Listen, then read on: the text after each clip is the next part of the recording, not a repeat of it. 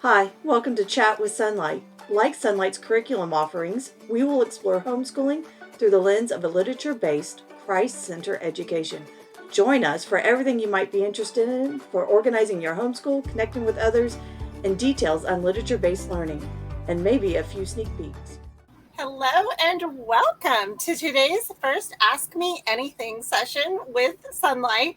I am Sunny and this is Johna, and we'll introduce ourselves in just a minute, but this is our first Ask Us Anything event. So what we mean by that is we will be answering your questions. We don't have a strict outline about the topic, so whatever you want to know, whether it be about Sunlight or homeschooling or any questions like that, we would love to answer for you. So Johna, let's start by introducing ourselves because there may be people watching who don't know who we are. So My name is Johna. Sorry, I'm the tech person, so I've got videos going here and here, making sure you guys are watching what we're watching, and I had to mute myself. So, hi, I'm Johna. What did you ask me to say again? So yeah, tell everybody who you are, what you do for Sunlight, how you discovered Sunlight, why are you here today, besides just to help me run the back end tech support. I'm Sunny support now. My name is Johna Lawrence. I have 4 children, and I have used Sunlight since my oldest was going into kindergarten. He was 4 years old. We bought our first package. My friend that lived at the end of the drive said, I went to her because she homeschooled, and I said, how do you homeschool? She said, here's a catalog. It was Sunlight's catalog. She says, order K. And that's what I did. That is how I got started. I now have graduated my children. I'm a veteran homeschooler, and I work full-time for Sunlight in their community, in marketing and in product development. And you see me on convention floors as a Sunlight curriculum advisor. So I do a lot of things for Sunlight because I believe that much into Sunlight. For those of you who have not seen me before or met me, my name is Sunny. I'm Sunlight's community and social media manager. So I am in the Sunlight Connections community, checking in with all of you to see what are you talking about? What are you asking? Where do you need help to make sure that we are running events that are actually useful and helpful to you? So if there is ever anything that you want to hear about or you want us to talk about, make sure you post that, because I am regularly looking through that to see what topics are front and center in your mind and what's important to you. A little history about how I came to Sunlight. My parents homeschooled me for 1 year in middle school. I think that I was following the crowd a little too much, and they wanted me to realize who I was and stand on my own 2 feet a little better. And they chose Sunlight because I always loved history and I was a bookworm basically since I learned how to read. And then I went back to school, never thought I would homeschool my own children until my daughter was preschool aged. And I thought, well, you know what? I can teach her numbers, letters, colors, basic preschooly things. And I just felt like she was young enough. I wanted to spend that time with her. So went to Sunlight with the intention of, again, only homeschooling for a year or two, like my parents did with me, but we fell in love with it. My daughter learned how to read, and we kept going. So now that daughter's a freshman in high school, and we're going all the way through graduation. I've since added another child. He was born 5 years later, and we love it. So for me, I tell people Sunlight has changed my life in the best way possible because we've been able to share those experiences together as a family. So as I was having Johna help me out here, I mentioned the Sunlight Connections community. If you are not already part of the Sunlight Connections community, even if you are just curious about Sunlight, we highly recommend that you get in our community groups and ask the questions you need, get advice from other Sunlight families who are in there. We have a group both on Facebook, that's Sunlight Connections, and we have our own Sunlight Connections app. So if you prefer to be off social media, also in the app, we do more live events and things like that might be useful and helpful to you. So make sure that you get involved, get plugged in, because then you can ask us anything all the time. So go ahead, if you're watching, drop your questions into the chat and the comments, and John and I will try to get to each of those as well. But we do have some questions that were brought to our attention in this week leading up to today. So we'll start with those and then kind of launch out from there. So let's start with Stacy's question, which I think is a great question about homeschooling and mom life in general. We know we have homeschool dads as well, but if you're the parent that's doing the primary teaching, it can be hard to fit everything in. So what Stacy said is, how do you do it all without help? By all, I mean teaching your child, cooking, cleaning, laundry, dishes, taking your child to dance or other activities. She said she grocery shops during dance, so that's covered. But there's other household chores and still having time to eat, sleep, and breathe. She said her husband works a lot and has to go to bed early, so she doesn't have as much help from him as I think she would like, or not a lot of outside resources there. So how do you fit it all in? One of the other moms in our Sunlight Connections group referred to it as having your Supermom cape. So how do you do it all? Johna, why don't you start? Oh, well, I was going to say you don't. Let's just start with that. You do not do it all because we are not super beings. God has created us to be parents. A lot of us are moms, and so we have that inherent way to multitask, like you doing the grocery shopping while you are at dance, and you're probably also wrangling some toddlers in there or young kids or older brothers. But you just have to learn to prioritize is really what you just need to. I'm not saying you need to learn to prioritize, but that is the key: is what is the big rocks that need to be done for the day, and let the little rocks fall in place. And you will start finding when you put God first and the big rocks of the day come in after, the little things start falling in and they happen. And I can tell you, my laundry did not get caught up until I think my youngest was a freshman in high school. I'm sorry. It's a reality of life. There's always laundry to be done, always. And there's probably always some dishes somewhere in the house that have not made their way to the kitchen. So, Sunny? Yeah. I love what you're saying about prioritizing, because that's a huge piece when you're homeschooling anyway, right? You have taken on a whole other job that a lot of parents don't have. So how do you do it all? And I know for me, that's something where I've had to look at different periods in my life, what priorities took place. You mentioned that you're a dance mom. I'm a former dance team mom myself, and I know that is a huge, when you are driving all the time, that is taking you away from home. So yes, trying to multitask like what you're doing. Something I still do because I do not enjoy grocery shopping is I go online to whatever grocery store I'm going to, and I have them add everything, to the cart, so that all I have to do is swing by and pick it up. Or sometimes, I'll send that to my husband and he'll swing by and pick it up. That way I'm not wasting time in the store going around and finding everything. So that's something I do with groceries specifically. When it comes to dishes and household chores, I start teaching my kids as soon as possible how to help me with those things. At this point, my kids are 14 and 9, and they're not going to do the same job I would when it comes to household chores, but they can at least pick things up and make it look okay. So yes, it may not be my standard. I'm very much a perfectionist and I'm very much a neat freak. But at this stage in life, if I can get help from the family members who, let's face it, they're contributing to the mess. So if they can help clean it up, I want their involvement with that. That's something I'm going to do. So I just start when they're young with what can they handle.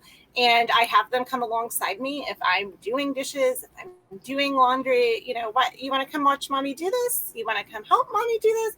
Ooh, why don't you try this? And then once they've done it with my supervision, okay, let's see if you can do it on your own now. And I'll come back and look at, 30 minutes, an hour from now, no matter what it is. So yeah, just start with what they can handle and kind of have them help you with that. So that's what I do with the chores, with meal prepping, easy meals, whatever you can do there. Maybe order kits or, do like a big meal prep day where you create freezer meals, things like that to make it easy. Something that we do in our house is my husband has 2 nights a week that he does dinner. I have 2 nights a week that I do dinner. The kids just recently said, hey, if we do dinner 1 night a week, will you guys do all the cleanup? And because whoever cooks doesn't clean in our house, the other person cleans up after dinner. So we've kind of played around with that, but then it kind of makes it flexible and easy. If your kids are still young, that's going to be hard, but kind of roll with it and see what happens over time. Did you have anything else you wanted to add, Johna, before we moved on? I was gonna say, everyone, I saw somebody's comment about the cape. Everyone needs a super cape. Let's just, I think we should get it in our Sunlight boxes. Add a little. Yeah, that would be fun. Yeah, Sunlight super mom or super parent. Yeah. But I think it's important to remember that there is no such thing too. So if you're trying to stick to that, or it seems that everyone you know has it all together, there are days that they feel like their whole world is falling apart too. So just remember that. We're all here with you, Stacey. We are. And I mean, and I have several of the people I've talked to in the last few days, it seems like we have all said the same thing, and they're veteran moms or probably farther along in their homeschooling journey. They have just said there are days you just are, I don't know if I can do this. And then there's the next day, God seems to be right there going ahead of you, clearing that path, but you're not alone. And that's part of what our community is about. So get on the community and say, I'm having one of those days. I need my cape and it's nowhere around. And we can just pray for you that you're going to have one of those super days that come along, but they're just days. I can tell you, there are going to be days that you're done at 10 o'clock in the morning and you've done every subject and it was perfect. And it was like, oh, why cannot every day be like this? And, you know, dinner comes out perfect and you hold on to those for the other days. So that's the best thing. You brought up a great point too, that if you post in the community, we will pray for you and offer practical tips. So I've seen the meal planning posts in there, chore charts, all of the schedule things, how to do it when you don't have a lot of help. When you do have help, what do you lean on? I know for me, I am very type A, uptight. I've got it all together. That's just kind of my personality. So no one just randomly offers me help because they think I've got it all together. So I've learned when I do need help to ask for it. So whether that be my husband, my kids, my mom, my friends, whoever in my life can offer some level of help, make sure you're asking for it. Because if you look very pulled together, sometimes people think you've got it all together. Laura asks a similar question: what to do when your nerves are just fried, whether you're sick or just dealing with a lot? How do you prioritize then, Johna, if you just are not on your A game, you're not feeling up to it, and times are tough? So really on days that I really couldn't get up, I mean, like it was one of those bad days. When mom's sick, the whole world comes to an end. Or if you're just, it's not that day, I usually trying to really think, honestly, tell you what I did besides just bail, because I didn't bail. I just picked the easier subjects to get done. And I didn't worry about doing, I didn't do a science experiment. I may not battle the math that day with the one that didn't want to do math. But the subjects that they all liked, I made sure we did it. I often might pull a historic movie or something when everything was done, because I didn't want to do a read aloud because I just wasn't up for it. That might go on the TV for them. I tried to keep it academic, but I made it an easier day for me just because we were making progress. We still did something to go forward. Even if it wasn't a full day, it was momentum. It was not lost. I just kept it going forward as best I could. Now, if I was sick, I would beg my husband to stay at home and take care of the kids. And you know how that goes. So they got a vacation day. So I always, I love to tell the story when when the fourth one was born, I worked ahead. I made out the schedules for my husband. And I said, for a week, he stayed home from work. He was going to do school for the week because the youngest one was born in January. And we just gotten back into the routine and things were going forward. And I didn't want to lose that momentum. So I asked him, if I do all the schedule, will you do work? It lasted 20, maybe 40 minutes. And all the kids came and told me while I was in bed with the baby, we have a week off from school. Dad said we get a whole week off. And we redid it. I mean, and that's fine. Guess what? We still finished school for the year. They still learned. It wasn't a failure of a year. We did lots of fun things in that week, even with the baby and me recovering. And we're okay, They did not suffer because they got an extra week off in January.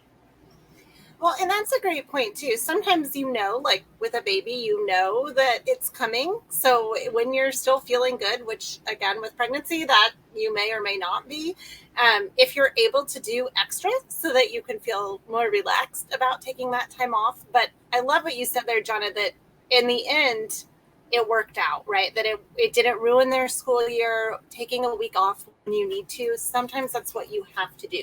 I know there are days where I am just so bone tired that if I'm trying to teach anything, I can't even string a sentence together at the end of the day. Now, I am a working mom, so I teach at night. So this does impact me a lot more on weekdays. So what I do is on the weekends, if I'm feeling good and we have nothing planned, that's when we're going to knock out as much school as we can. But even during the week, like what Johna said, do what you can. So if that means I'm going to do one book, or I'm going to listen to my child read their reader, or I'm going to grade the last 3 days worth of math because I haven't been doing that to make sure you're on the right track. I'm just going to do what I can. If you're dealing with a lot, prioritize that health, as your sickness oftentimes comes because you're running yourself ragged and your body is telling you, I need to slow down. If you were working a job for someone else, you would take a sick day and you would rest. Sometimes we forget as moms that, we feel like we never can rest because, somebody needs to be fed, somebody needs a diaper change, somebody needs it, whatever it may be. But just remember, you have sick days at your job. Your job as a mom or a homeschool mom does not, negate that. You can still take a sick day if you need to.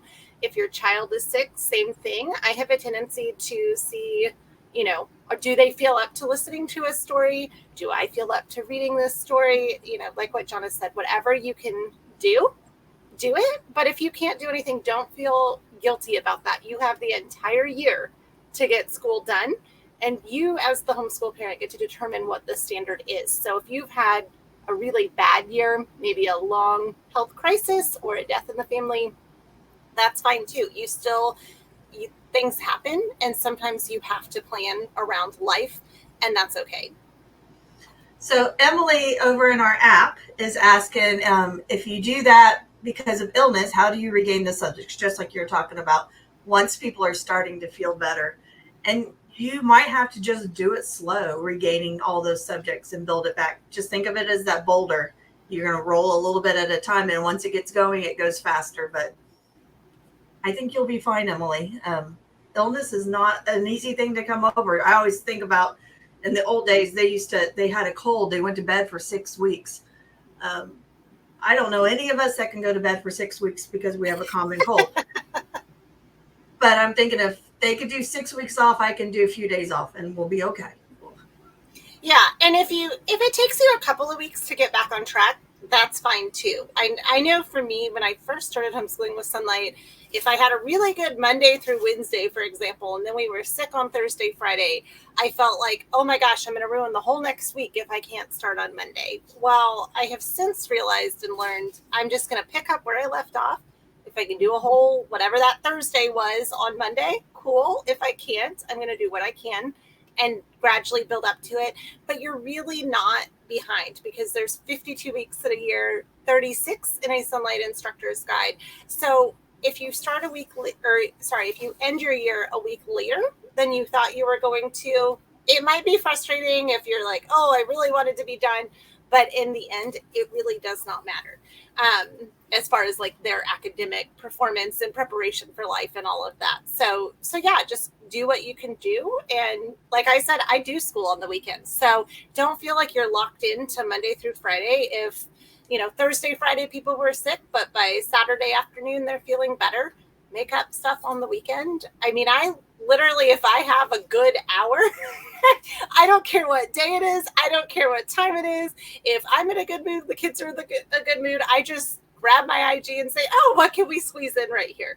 So, you could absolutely do that. You don't have to limit yourself to specific days of the week or schedule.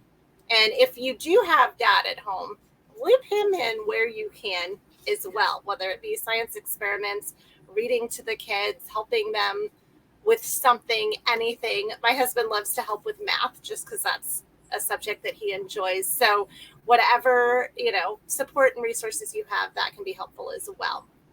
Thank you for joining Sunny and I for our Ask Us Anything session that we did live online with our app and Facebook. We will continue this session in another podcast, but if you have questions or if there's something you would like to have answered, please ask us in the link below and we will get back to you. Thank you for joining us today. Do you have an idea for a podcast topic, or do you want to chat with Sunlight on an upcoming episode?